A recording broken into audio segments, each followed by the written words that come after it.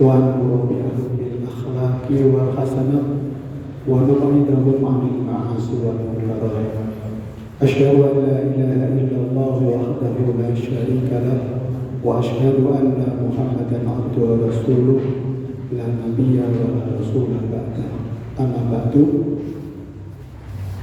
Alhamdulillah, puji syukur kita katakan kepada Allah Subhanahu wa Ta'ala atas segala nikmat dan karunia-Nya kita bisa bersilaturahim sekaligus juga thalaqul ilmi di Masjid Al-Faqih.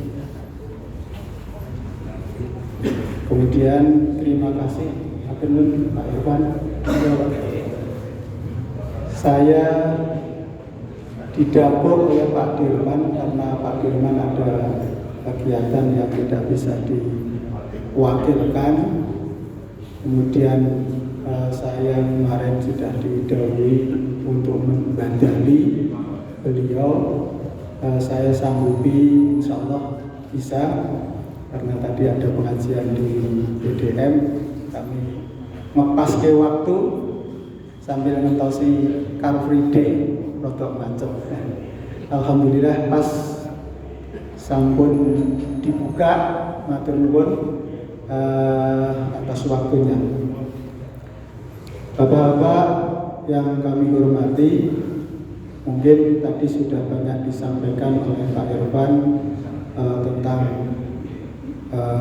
terkait dengan khutbah atau mungkin materi yang lain yang sekiranya sudah memberikan gambaran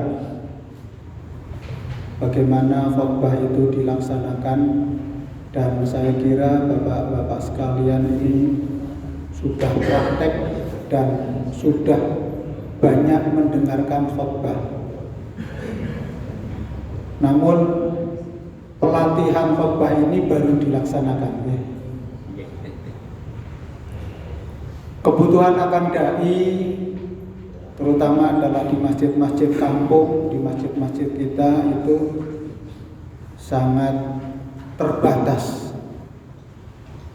Yang sepuh semakin ampuh dan lama-lama akan rubuh. Sementara tunas baru, generasi baru belum siap.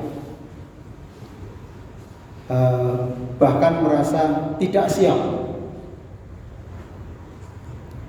Nah, inilah yang mungkin menjadi problem kita, kebutuhan kita, agar paling tidak setiap masjid punya serep 7 atau 4 ya, minimal 4 ya. Satu bulan itu 4 Jumat ya, ada yang 5. Yang cukup 5, pakai keluar. Cukup 5 ya, itu aman itu. Dan yang lain bisa istirahat, ambil nafas, menyiapkan materi untuk kliwon berikutnya dengan sebaik-baiknya. Nah, ini yang penting untuk kita lakukan. Kadang tadi disampaikan khotib yang sudah terjadwal tiba-tiba bani gembos di jalan, bocor, mau lari sekencar apapun nggak sampai pada lokasi masjid yang sudah dijadwalkan. Mau menghubungi panitia kadang-kadang sudah menjelang azan sudah di-silent, sudah dimatikan, bahkan HP-nya ditinggal di rumah, nggak ikut Jumatan. Nah, maka pada sejatinya adalah setiap muslim itu harus menyiapkan diri paling tidak bisa standar khutbah yang minimalis. Ya, tadi tujuannya adalah untuk memberikan badal atau bisa memberikan serep bagi ustadz yang berhalangan untuk dijadwal. Syukur memang disiapkan dengan sebaik-baiknya. Maka setiap masjid paling tidak mempunyai buku kumpulan khutbah yang ditaruh di mimbar. Suatu ketika nanti khotib berhalangan, siapa saja bisa naik mimbar. Hilang apa? Gitu kok hilang. Nah, itu artinya adalah ilmu yang bermanfaat. Ilmu yang bermanfaat. Saya juga sama, saya cetak lagi buku, taruh di mimbar, juga hilang. Artinya itu adalah berkah, ya, itu bermanfaat. Sampai akhirnya saya mencetak buku, membuat buku, diterbitkan oleh dipublish tahun 2015. Merasa bahwa kebutuhan untuk stok khotib ini harus disiapkan. Paling tidak ya khotbah 1 tahun. Ya kalau ini Muharram, maka tema-temanya adalah tentang hijrah. Atau sebenarnya materi itu tidak bisa kontekstual, tapi kalau ajaran Islam itu semuanya yang terkait dengan ketauhidan, keimanan, kemudian tentang akidah dengan akhlak itu bisa saja disampaikan. Prinsipnya seperti Sayyidina Ali, balighu anni walau ayat.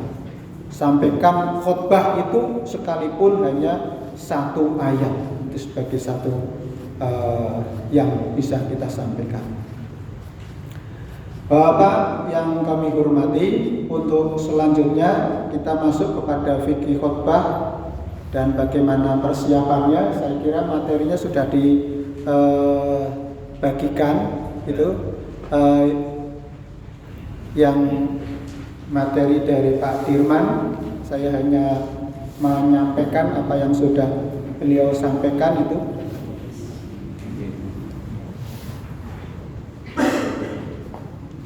Beberapa kata yang hampir sama dengan khutbah adalah mau'izah. Mungkin saya sambil berdiri aja. Nasihat, wasiat atau kalimat.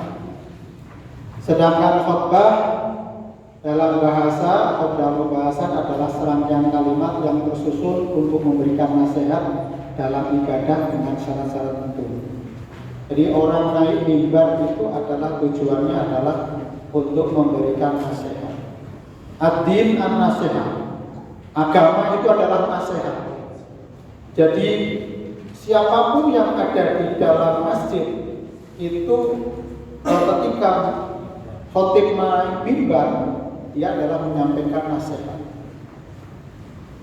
Baik itu des langsung tembus, yang dikritik adalah diri kita. Kadang-kadang besok orang angkat Jumat, karena yang dikritik adalah kena ini ayat ini kena saya. Tapi kadang-kadang khotib ada yang memang langsung nembak person atau pribadi-pribadi, tapi sejatinya dia adalah sedang menunjuk dirinya, sedang menasehati dirinya. Nah ini biasanya yang orang itu keder ketika naik mimbar karena menganggap bahwa dia yang paling hebat, sehingga merasa tidak berani. Aku urung wayahe kapan? Kesempatan ada, jadwal sudah diberikan, sudah dikirim, tekan dodone ora tahu. Maka kita harus menyiapkan, karena nasihat itu harus kita perbaiki. Ya minimal adalah apa yang kita sampaikan adalah apa yang kita laksanakan, sehingga kita tidak terlalu terbebani. Maka di dalam ayat wala taqulu ma la taf'alun, janganlah kalian menyampaikan sesuatu yang tidak kamu lakukan. Maka disinilah persiapan mental, persiapan spiritual itu memang kita harus lakukan. Tidak menunggu kita sempurna, tapi kita bisa menyampaikan apa yang memang dekat dengan yang sudah kita lakukan, sehingga kita tidak terbebani. Nah, apa yang kita sampaikan belum dilakukan itu menjadi kritik kepada kita, nasihat kepada kita supaya kita melakukan. Ya akhirnya kan kita mengajak, ayo bareng-bareng. Saya belum melakukan, setelah saya khotbah saya berikhtiar untuk melakukan kebarakahan bersama jamaah. Itu. Jadi nasihat itu ya, ad-din an-nasihat. Nah, jadi khutbah itu adalah memberikan nasihat. Khutbah berkaitan dengan ibadah dalam Islam itu khutbah Jumat, khutbah Iddah ini yaitu Idul Fitri dan Idul Adha, khutbah gerhana bulan, gerhana bulan maupun gerhana matahari, khutbah wukuf, khutbah istisqa, minta hujan. Semua dilakukan setelah sholat kecuali khutbah Jumat dan khutbah wukuf. Jadi khutbah Jumat itu adalah khutbah terlebih dahulu baru sholat. Sedangkan yang lain itu adalah setelah sholat.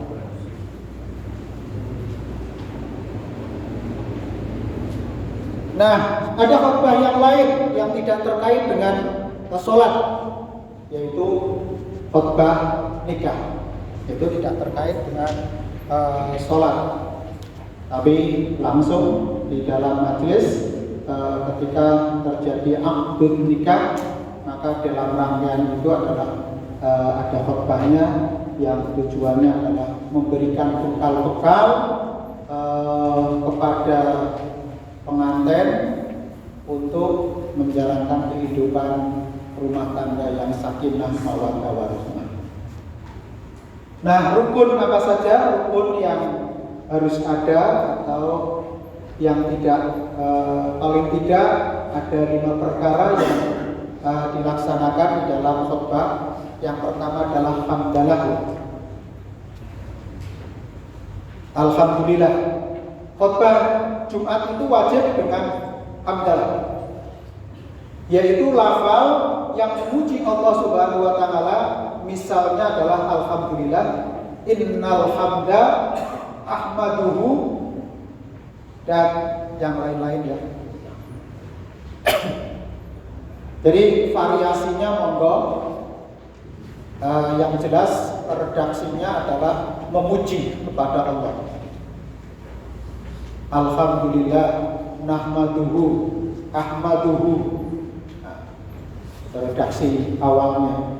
Kalau mungkin bisa membuat rangkaian kata ataupun pembukaan yang lebih menarik, yang biasanya adalah sesuai dengan konteksnya.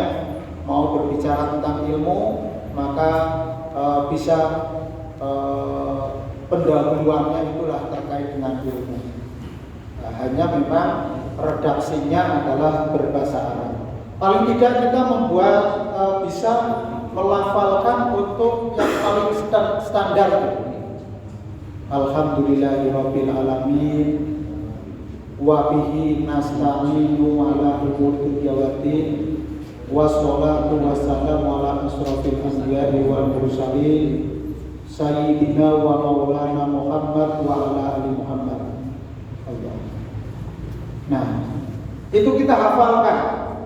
Kalau bisa panjenengan punya satu pembukaan yang sudah dihafalkan, nggak usah mau contek, tapi sudah dikulinakan. Jadi ketika kita mau di forum membuka rapat atau apa itu diucapkan, nanti akan terlatih, akan menjadi satu kebiasaan. Ya kalau mungkin sudah biasa, mungkin bisa variasi. Pengen variasi yang lebih, mungkin bisa mengundang, membuka perhatian jamaah supaya tidak sare. Nah, maka di awal itu sudah tegas dengan pembukaan yang lebih menarik, yang lebih memberikan ketertarikan kepada jamaah yang tentang materi yang akan disampaikan. Yang kedua adalah rukunnya membaca sholawat kepada Nabi Muhammad SAW. Ini contohnya yang singkat, itu sholawat itu ditujukan kepada Nabi. Paling tidak ada kata Allahumma sholli ala Muhammad, Allahumma sholli ala Muhammad, Allahumma sholli ala Muhammad wa ala alihi wa ashabihi wa man tabi'a bi ihsan ila yaumiddin. Monggo, sholawat itu banyak ragamnya, banyak macamnya. Kita bisa mengambil ya sesuai dengan kemampuan kita. Yang minimalis, yang penting pokoknya adalah bisa rukunnya itu bisa tercapai.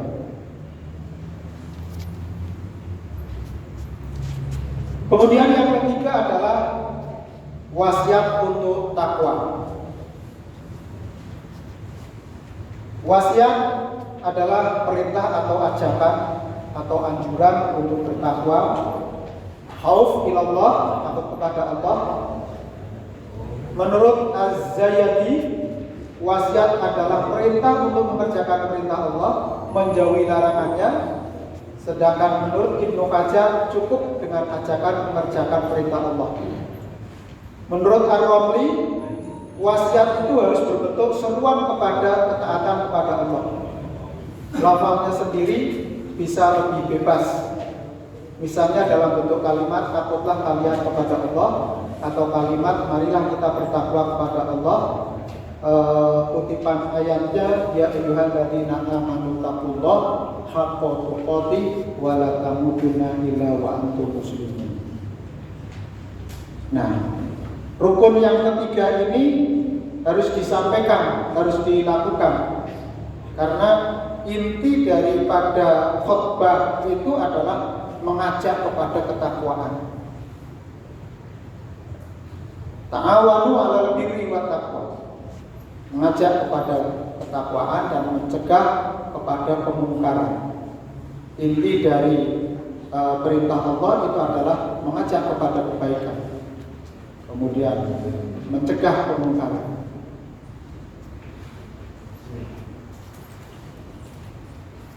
Mungkin bisa juga dikutip ayat-ayat yang relevan, yang sesuai, yang bisa mendukung ayat ataupun tentang perintah takwa ini. Banyak sekali ayat, "Faman yattaqillaha yaj'al lahu makhraja." Siapa saja yang bertakwa akan diberikan solusi dari berbagai keruwetan kehidupan, masalah, dan diberikan sumber-sumber rezeki yang tak terhingga. Kemudian rukun yang keempat adalah membaca ayat Al-Quran pada salah satu khutbahnya.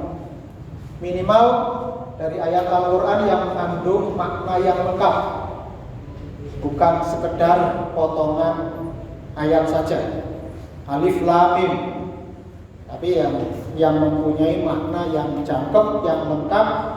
Satu ayat yang lengkap di sana mengandung kata-kata yang ingin kita bahas, atau mengandung kalau kata-kata ataupun hafal magic word ya, kata-kata yang bisa menghipnotis jamaah, yang mempengaruhi alam pikirnya dan merubah mindset kehidupannya menjadi dia senantiasa bertakwa.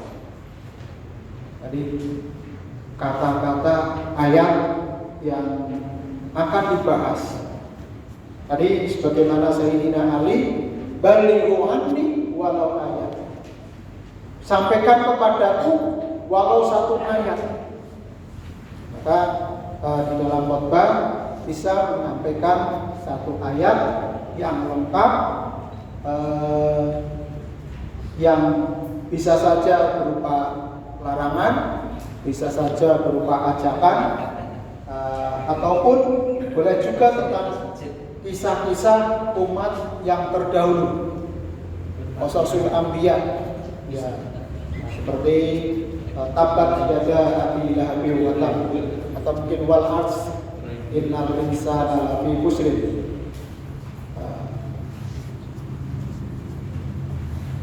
Nah, atau fastabiqul khairat, aina ma takunu ya'ti bikumullahu jami'an innallaha ala kulli syai'in qadir. Nah, selanjutnya berwasiat untuk diri sendiri dan jamaah yang selalu agar meningkatkan keimanan dan ketakwaan kepada Allah. Jadi usikum atau dalam bahasa Arabnya usikum wa nafsi bitaqwallah. Jadi tidak hanya menuntut jamaah untuk bertakwa, tapi sejatinya khotib ini adalah sedang menasehati dirinya sendiri. Dan semua jamaah semuanya. Jadi pertama adalah untuk menasihati diri sendiri dan semua jamaah. Agar apa? Kita meningkatkan keimanan dan ketakwaan kepada Allah. Lalu memulai khutbah sesuai dengan topiknya. Dan jangan lupa juga menyapa, memanggil jamaah rahimakumullah atau ma'asyiral muslimin, atau diterjemahkan ya, sidang jamaah Jumat, tamu undangan Allah yang berbahagia, atau mungkin disapa kalau sahabat-sahabat ataupun teman-teman. Kelihatannya kalau di mimbar nggak pas ya kalau khutbah Jumat. Ya, yang paling pas ya ma'asyiral muslimin, atau diterjemahkan ya jamaah Jumat, tamu undangan Allah yang berbahagia. Baru kita memulai menyampaikan isi dari khutbah yang kita lakukan. Jadi bisa sidang Jumat yang dirahmati Allah. Nah, kemudian ini isi khutbah. Isi khutbah terserah, mungkin biasanya diberi waktu 15 menit atau 7 menit. Mungkin pembukaannya 4 menit, kemudian nanti isinya bisa 7 menit. Nanti kira-kira 15 menit itu sudah selesai. Tergantung. Tapi biasanya kalau sudah terbiasa di mimbar, sok-sok angel ngeremi, karena terlalu banyak ide, terlalu banyak ayat yang ingin ditanamkan, disampaikan kepada jamaah. Jadi khotib itu biasanya kalau sudah mungkin jam terbangnya banyak, lama, pingin jamaahnya itu mau bisa berubah dari yang zulumat ila nur, dari yang gelap masa lalunya menjadi sadar, menjadi tercerahkan, mampu merubah dirinya dan merubah lingkungannya untuk lebih baik. Nah, makanya memang idealnya itu khotbah yang singkat tetapi langsung tembus di hati jamaah dan mampu merubah sikapnya dalam kehidupannya. Inilah yang mungkin khotbah yang efektif, yang bisa materinya tidak panjang tapi daging semuanya. Bahasanya enak, orang atos tidak keras tapi menyentuh, sehingga bisa merubah. Pulang itu ada sesuatu yang terngiang-ngiang. Saya pulang khotbah betul-betul saya kena nih hati kita, kena ini keluarga kita. Ayo kita perbaiki keluarga kita perbaiki lingkungan kita, kembali kepada masjid sebagai inti daripada kehidupan kita adalah untuk beribadah. Nah inilah maka para dai, para khotib harus senantiasa terus belajar. Jangan jemu-jemunya untuk mendengarkan atau mengikuti taklim. La yasra'al mu'minun min khairin hatta muntahahul jannah. Maka setiap muslim harus senantiasa meningkatkan kapasitasnya, sehingga apa nanti khutbah yang disampaikan itu baik itu tentang syariahnya atau tentang fikih, tentang muamalah, kemudian tentang syariah, tentang akhlak, tentang mungkin peradaban Islam, yang mungkin panjenengan bisa mengamati kira-kira kebutuhan jamaah saat ini itu apa. Bisa tematik ya, temanya sesuai tadi, waktunya sesuai dengan situasinya, sesuai dengan alam batin yang kita rasakan. Mungkin kondisi saat ini itu kebutuhan umat Islam itu apa? Kok perceraian tinggi, banyak janda-janda, banyak anak-anak yang terlantar, pendidikan keagamaan rendah. Maka kita mengambil tema itu untuk memotivasi, untuk menasihati diri kita dan masyarakat untuk meningkatkan kapasitasnya. Atau kemiskinan merajalela, kadal fakru ayyakunal kufra. Maka kita bisa mencari hadis-hadis yang relevan, ayat-ayat yang relevan, kemudian kaul ulama yang bisa untuk memperkuat khutbah kita sehingga bisa meyakinkan jamaah dan akhirnya jamaah ini pulang itu mendapatkan sesuatu yang bermanfaat, terus teringat, terus kecuali memang jamaah yang rawuh memang betul-betul kesel sekali seharian kerja karena lupa bahwa hari Jumat itu hari raya yang harus dirayakan dengan sholat Jumat, tapi betul-betul capek sehingga datang ke masjid adalah kesempatan untuk istirahat. Makanya mungkin di sini akan melihat jamaahnya kalau sudah pada ngantuk ya jangan diperpanjang, mungkin tidak diakhiri, kasih kata-kata yang lebih menggugah sehingga mereka betul-betul mendapatkan sesuatu yang dari khutbah yang didapatkan. Nah, setelah isi khutbah, jangan lupa kita menutup khutbah kita dengan barakallahu li wa lakum fil Qur'anil azim wa nafa'ani wa iyyakum bima fihi minal ayati wa dzikril hakim.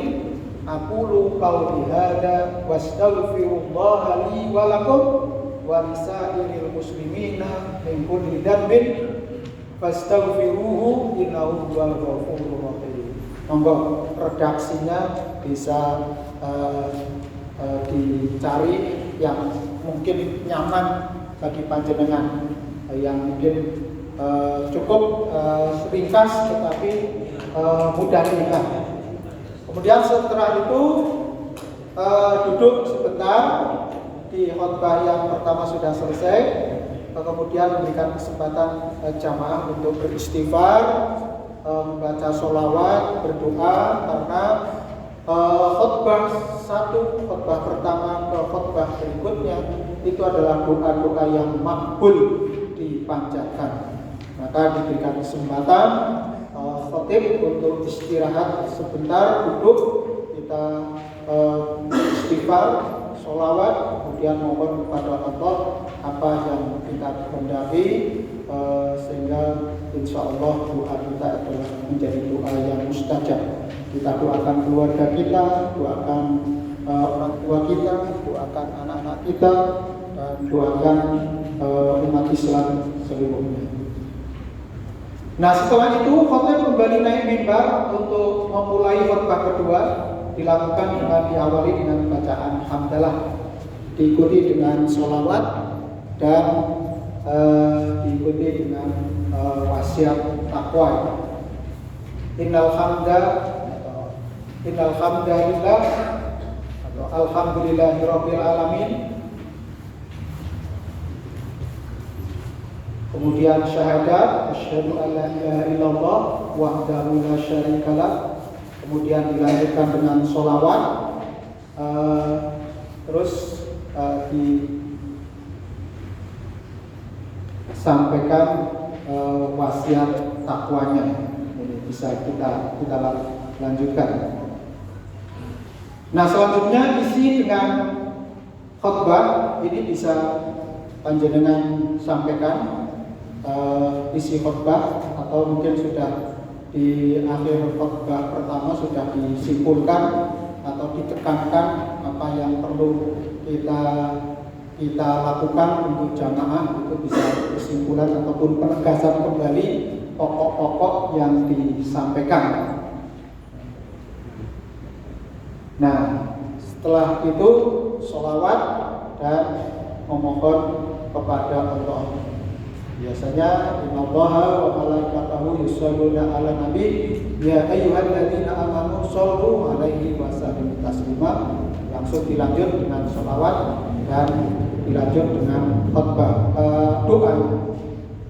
Jangan lupa ketika berdoa juga memuji Allah Subhanahu wa taala dulu, baru memohon kepada Allah Subhanahu wa taala.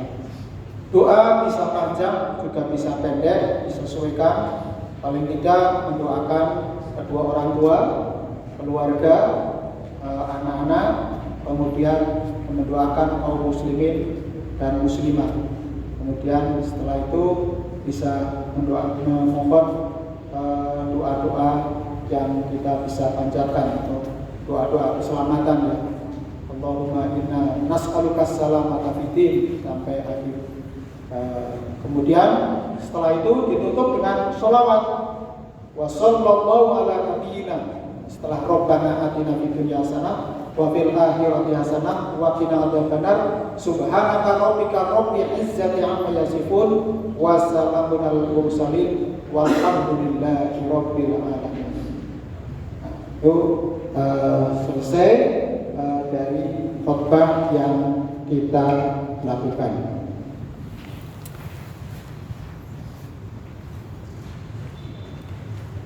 Nah, rukun kelima ini adalah doa untuk umat Islam di khutbah kedua. Jadi penutupnya doa itu tidak lupa kita mendoakan umat Islam ya. Allahumma firlil muslimina wal muslimat. Ya mungkin ada variasinya. Biasanya juga mendoakan saudara-saudara kita yang ada di Palestina. Cuma kalau tidak biasa redaksinya daripada beletotan, ya umum saja. Karena kita bukan penutur bahasa Arab, sehingga kadang-kadang kita lancar ya. Ketika seperti ini tuh lancar, tapi begitu di mimbar bisa buyar semuanya. Nah, maka aura panjenengan itu harus dinaikkan supaya kita tidak minder. Banyak tip ya ketika kita khutbah, loh jamaahnya itu para kiai, ulama, ustadz, aku sopo. Maka ketika kita mau untuk menghilangkan kerugian, kita sekali mungkin kita tatap jamaah kita. Ada kontak lens supaya khutbah kita itu connect dengan jamaahnya. Nah, kita tatap satu persatu jamaah, jangan dipendeli. Itu hanya untuk menghilangkan kita minder. Ya, kadang-kadang kita minder, merasa kita jadi rendah diri. Tapi kalau kita sudah dipercaya bahwa kita diberikan jadwal, diberikan kepercayaan oleh takmir, bismillah. Semua jamaah akan mengikuti. Baik itu sudah hafalannya 30 juz, bagi mereka ini adalah sebagai pelajaran juga. Mereka yang sudah membaca, sudah menjadi khotib di mana-mana, saatnya juga kita menerima nasihat dari siapa saja. Maka wala tandur undur maqala wala tandur maqala. Jadi lihatlah, perhatikan nasihatnya, kontennya, konten khotbah itu. Jangan lihat, oh itu santriku, itu muridku si khotbah. Aku rata gagas, ampun. Jadi ketika kita di mimbar, tentu manusiawi wajar kita grogi. Maka biasanya kalau di forum yang santai, orang yang grogi itu biasanya menyampaikan, wah ini jamaah gizi sing rawuh kula grogi. Nah, ketika kita menyampaikan grogi seperti itu, otomatis pikiran kita akan mencairkan supaya kita sama frekuensinya dengan jamaah, sehingga kita tidak merasa jatuh mentalnya. Kalau kita jatuh mentalnya, kita buyar semuanya.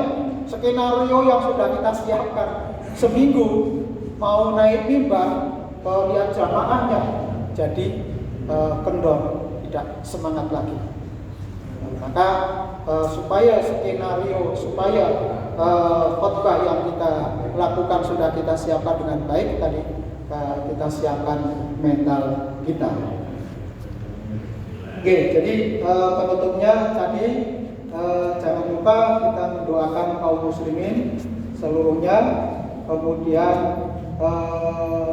bisa doa-doa yang kita bisa, paling enggak standar ya, doa keselamatan itu mungkin tergantung temanya. Kalau temanya mungkin tentang Al-Quran, bisa saja doa-doa khatmil Quran bisa disampaikan. Monggo, tidak dibatasi untuk doa, baik itu diambil dari Al-Quran maupun diambil dari hadis-hadis Nabi. Nah, itu rukun khutbah yang kita bisa lakukan. Untuk selanjutnya, mau ada tanya jawab atau langsung praktek?